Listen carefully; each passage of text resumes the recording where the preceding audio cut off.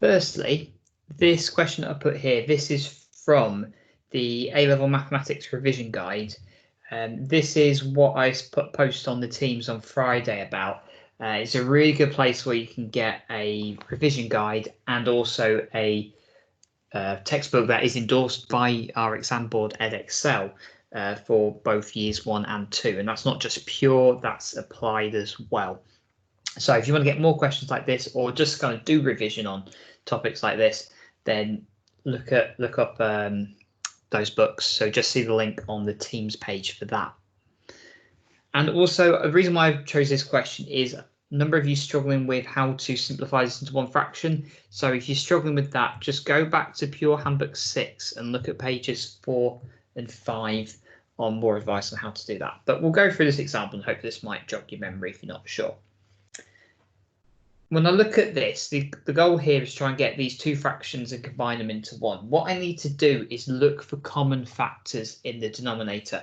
I don't just want to simply multiply these both together because I'm going to get a cubic on the bottom and it's going to be very hard to simplify down from there. So what I want to try and do is see if I can spot any common factors. So the first thing I'd want to do is factorize that quadratic on the bottom there.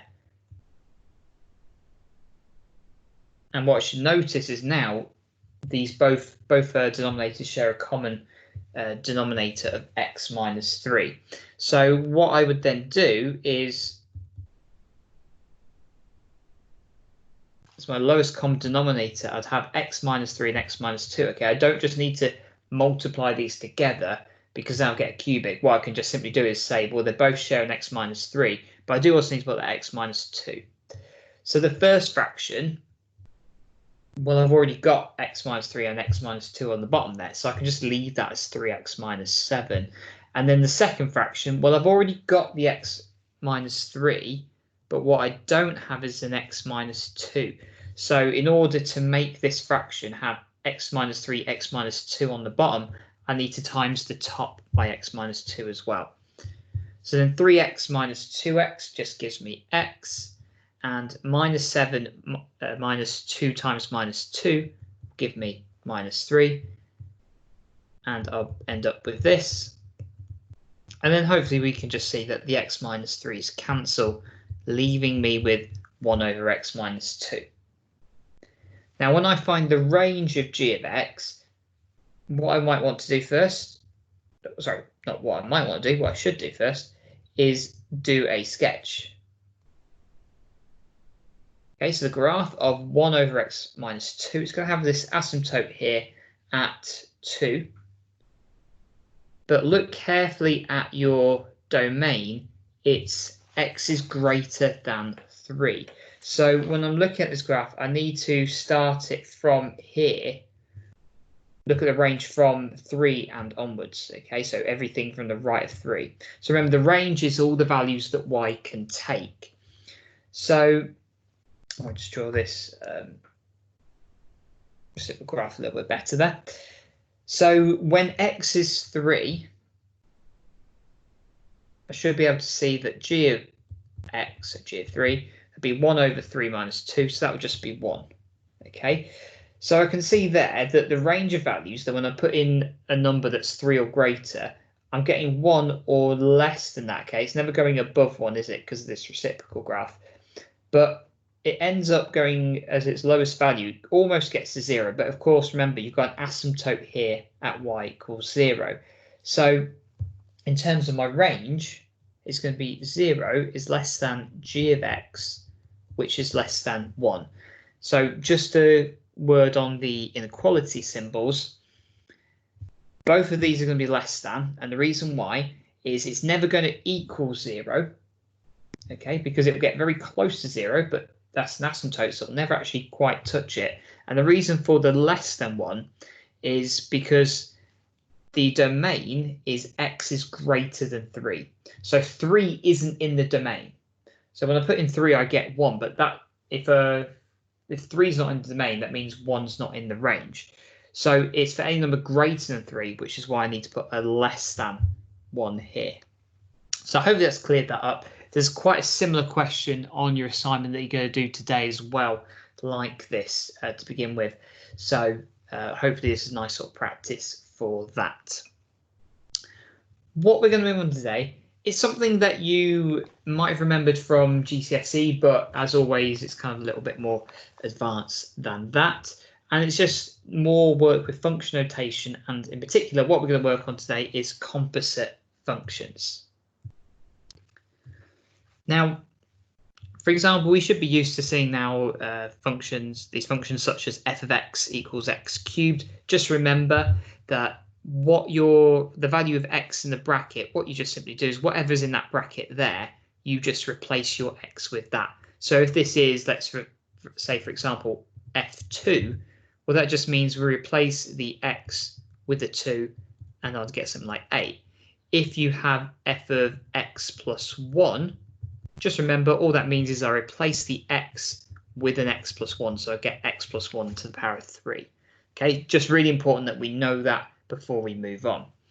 So we can combine functions in various ways. We can add them together. So we've got two functions, let's say f of x and g of x.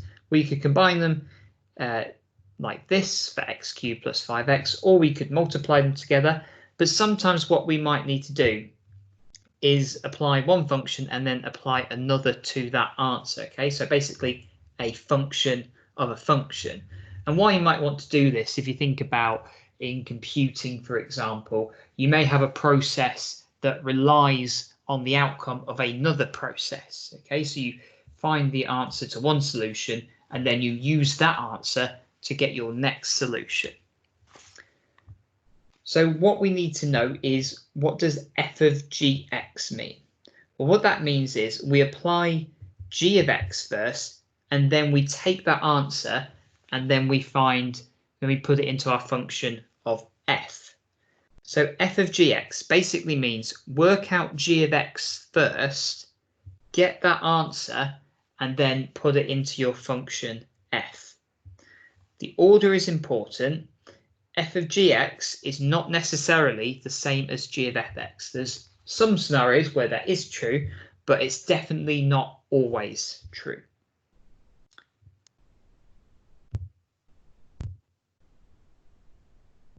So let's get into some examples with composite functions. So some of the earlier ones might seem familiar, like I said, from GCSE, but questions are going to get a little bit harder as we go along. So first one, we've got f of gx. And firstly, I've got the gx here, and I'm doing f of that. So what this means is I need to do this basically. Okay, so I'm going to apply f of gx here. So if gx is x squared minus 2, what that means is I apply that first, and then I need to put that into my function of f. So wherever I see an x in my f of x, I'm now going to replace the x with an x squared minus 2. So to do this, if I look at f of x, it's just 2x plus 3. Wherever I see the x, I change it to an x squared minus 2. And then I add my 3. So all I'm doing there is, well, you see that x, I'm now putting in x squared minus 2. We can expand that out and add that 3 on, and we get 2x squared minus 1. Okay, remember, if you do have any questions, pop them in the chat as we go along. The next one, I'm not just leaving this in terms of x because I've got a value which I need to sub in. So I'm actually going to get a numerical answer for this one.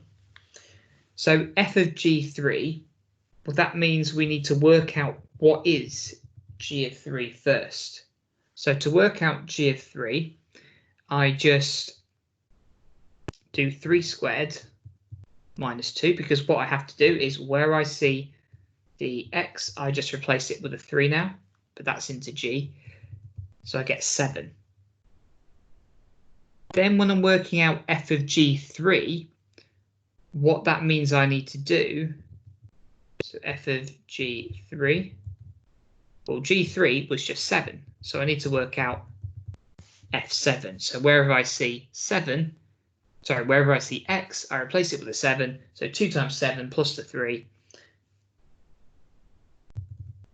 for 17.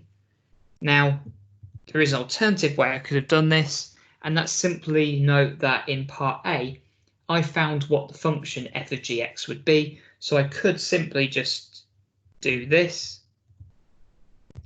where I just look at this function fg and just put the 3 in there, and I'll do 2 times 3 squared minus 1, which would also give me 17. So you could work out the function in terms of x and then sub in your 3 as well. Okay. For part C, so one other thing we might be asked to do in the exam is to actually solve equations. So this time we've got g of fx equals minus 1. Now, obviously, we don't just want to use what we did in part A, because that is not the same as fg is not the same as gf. So firstly, I need to find what g of fx is. So fx is 2x plus 3, remember? So if I'm putting it into g, wherever I see x, I need to replace it with 2x plus 3. So that just becomes 2x plus 3 all squared minus 2. So this gives me an equation to solve. So I'm solving this for 2x plus 3 all squared minus the 2 equals minus 1.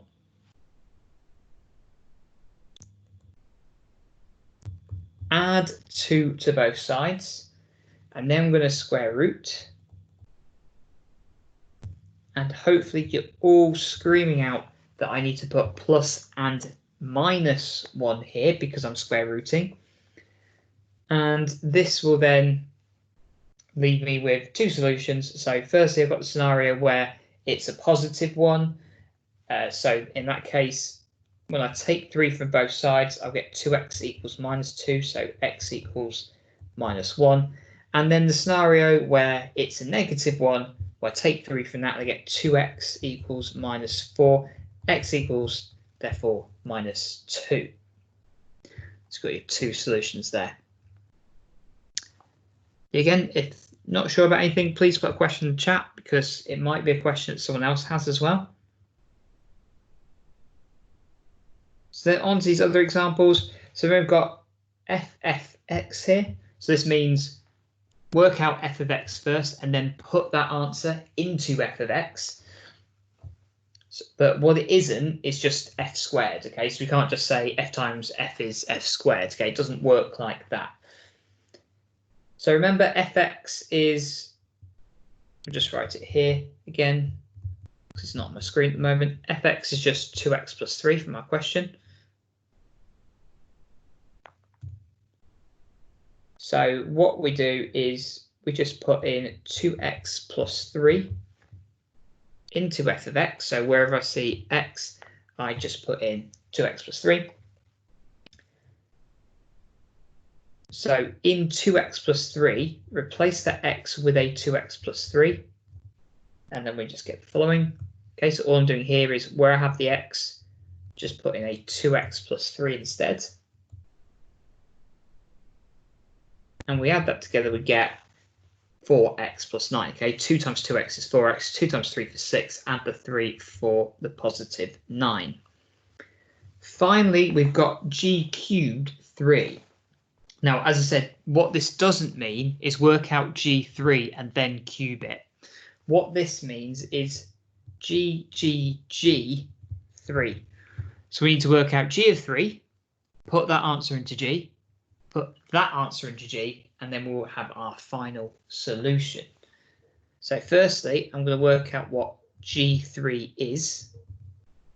So g3, remember, g is just x squared minus 2.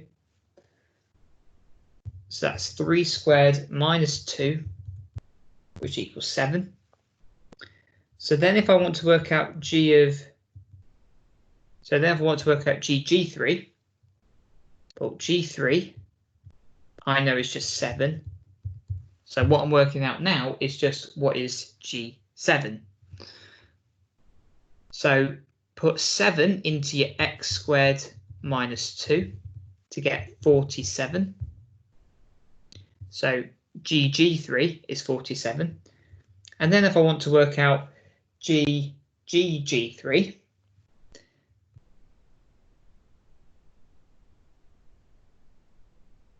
that is going to be the following. But we know from just before, GG3 is just 47. So what I need to work out is G of 47. So I do 47 squared, take away 2, which gives me 2,207. Okay, so let me know if you've got any questions about those, and then we'll move into some slightly more different examples, showing you a bit more of a range of things that you might get, kind of prompting you towards the exam a bit.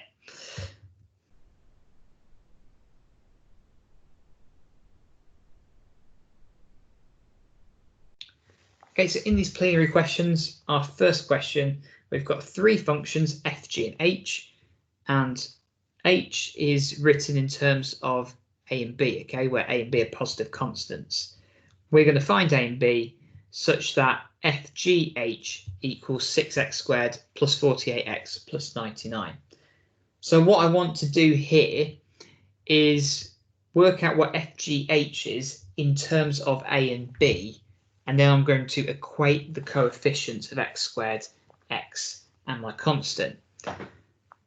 So if I'm finding fgh, firstly, I need to just find gh.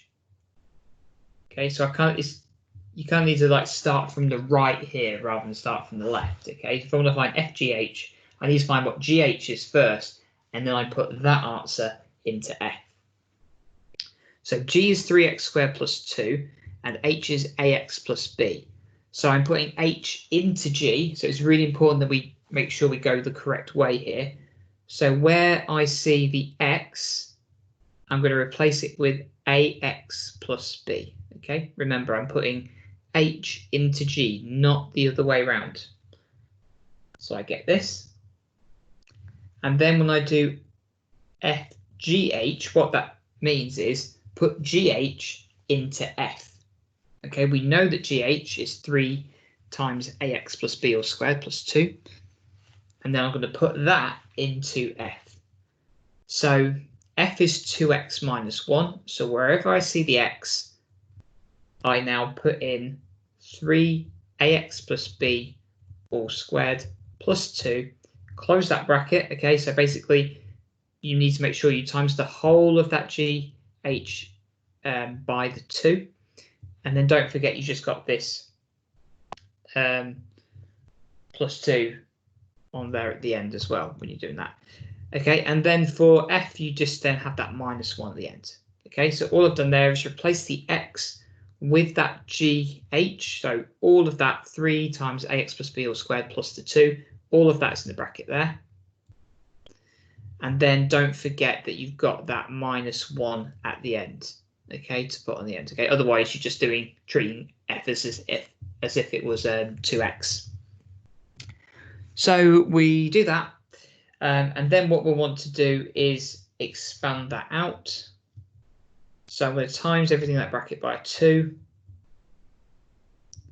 And what I want to do is expand this out so I've got this quadratic here. Okay, so just times this bracket by 2, and I've still got that minus 1 there. So expand that bracket out, because what I want to do is get this in terms of a quadratic in the form ax squared plus bx plus c.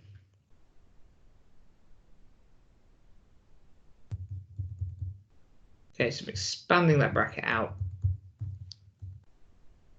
So I've got 6ax squared plus 12abx plus 6b squared plus 3. Now what I want to do is compare that. So this is what it is in terms of a and b, but you're told in the question that this is 6x squared plus 48x plus 99. So what we're going to do is what we call equate the coefficients. So I'll put this these 3 lines there, show that these are identical. Now the coefficient of x squared is 6a on the left. The coefficient on the right is 6. What this means is that 6a, sorry, it should be 6a squared there. Sorry, there should be an a squared here and here. So 6a squared equals 6, and therefore a squared equals 1, and a equals 1. Now, I know you're probably saying, I will hope you're saying, but shouldn't this be plus or minus? Well, let's just read the question carefully. Normally, when we square root 1, we would get plus or minus 1. However, we are told that a and b are positive here. So we just have a equals positive 1. Now what I'm going to do is equate the x's. So on the left-hand side, there's a 12ab in front of the x. On the right-hand side, there's a 48 in front of the x. What this means is 12ab equals 48. I already know that a equals 1, so I can put that in. 12b equals 48, therefore b equals 4. You could always check this as well by simply looking at the fact that 6b squared plus 3, okay, b, remember, is a constant, so you know 6b squared plus 3 is a constant, and you've got this constant term of 99 here. Well, if you put in b equals 4 into that, or what you could also do is just say, well, 6b squared plus 3 equals 99, rearrange that to get b squared equals 16, and then you would get b equals 4. Okay, so it's another way of just checking that works. Or you could simply, at the top there, just put your b equals 4 in there and show that it balances to get 99. So just another way we can be confident that we've definitely got the correct answer here. One more question, and then I'm going to give you a little task to do, and then it's on to the hand-in questions. So we've got this now, we've got a question in terms of modulus. So as I mentioned this morning in a post, a lot of questions in second year, it's going to combine a lot of topics together. So expect things like modulus to be thrown in there. We'll see some range and domain in here as well. It's going to be quite a big factor of it, but we'll see more of that tomorrow. So it's really important that you're prepared on a range of different topics. Now we've got to solve f of gx equals a half x. So the first thing I want to do is find out what is fg. So fgx means put g of x into f. Okay, so put g into f, not f into g. So wherever I see the x, I'm going to put an x plus 1 over 2. So that will look something like that. 2 divided by 2 is just 1, so it leaves you with x plus 1 minus the 8. So f of g x is just the modulus of x minus 7. Now we've got to solve this equation, so what we're trying to solve is fg, which is x minus 7, equals a half x. And we want to draw a little sketch so we can see our solutions. So a half x is just like this, and then we've got our x minus 7, so x minus 7 might look something like this, but of course it's not going to go down below the x-axis. Where it gets to here, it's going to get reflected, so you'd have this root here at 7. This y-intercept would be at 7 as well, because it would originally been at minus 7, but it's got reflected, so it's going to be 7, and you've got 2 solutions here and here. So we're going to find these 2 solutions. I'm going to start with this one in green. And the whole idea of the sketch is you can see how many solutions there are. When you are doing your sketch, take into account that x minus 7 has a steeper gradient than a half x. The idea of doing a sketch is so you can see how many solutions there are and also which lines you've reflected, which ones you haven't. So if I look at this solution in green, none of these lines have been reflected, so I can just simply solve x minus 7 equals a half x. When I do that, so just take half x from both sides, add 7 to both sides, you get half x equals 7. So I'll have that 2 there. That's better. And I get x equals 14. Okay, also makes sense looking at your sketch. That solution there, well, 14 is greater than 7 is what we're expecting. This next solution we're expecting to be less than 7 but still be a positive number. So when I look at the solution in yellow, the x minus 7, this has been reflected, so I need to times this by -1, so that's 7 minus x, and then I've got a half x which hasn't been reflected, so just leave that as it is. So we then just solve this, so add x to both sides,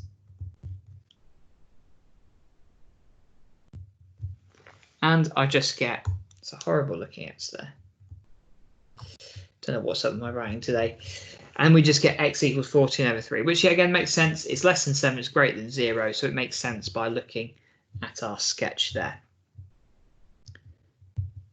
In summary then, what we need to make sure we know to do is if we have f of gx, it means we apply g first and then we put it into f. Okay, so f of g means put g into f, not the other way round. Now there are a few quick questions here, so if you want to have a quick go at these, 5 minutes, and then once you've done that, you're going to have a go at the handing questions. When you do the handing questions, please do have a look back at previous notes first before just kind of giving up and asking for help. There is a question on there, in particular question 3, where you're going to need to go back and look at logs and exponentials if you're not sure, or some of your indices for that matter. Try and have a go at it first before you ask for help. We will be here if you do need the help, but just bear that in mind. Have a go at these questions. If you're on the watching this later on, if you just sort of fast forward about 5 minutes, and I'll go for the answers. So just have a go at these, just check that you got it. I'll be back in a few minutes' time.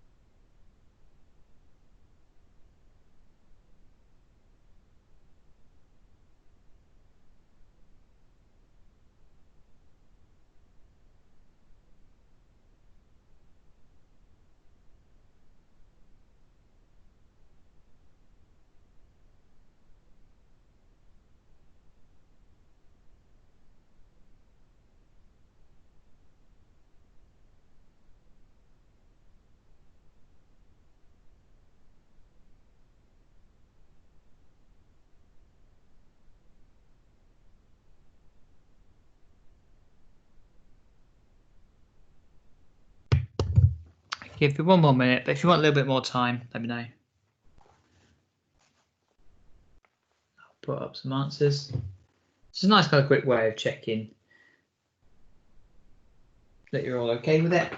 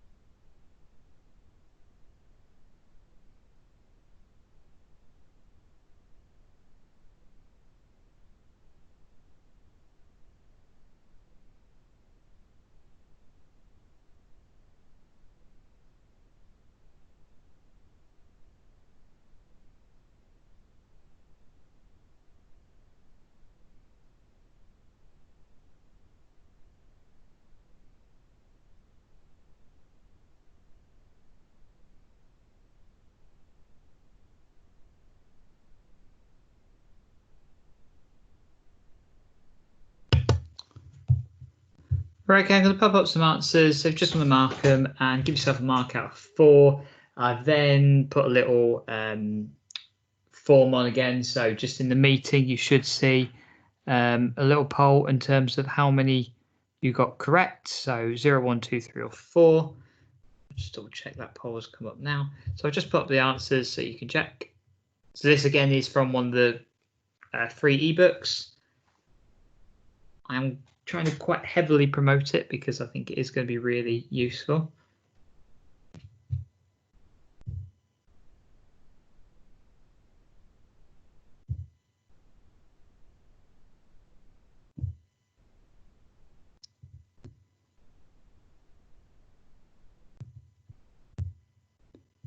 Okay, remember, no one can see what you've put here. So if you did get 0 out of 4, hopefully you didn't, but you know, you can put that. It is an option.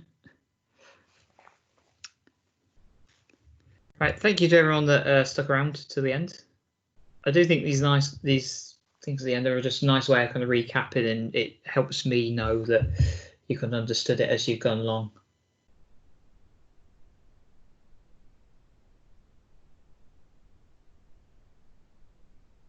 Right, so we'll leave it there. If you've got any questions, let me know.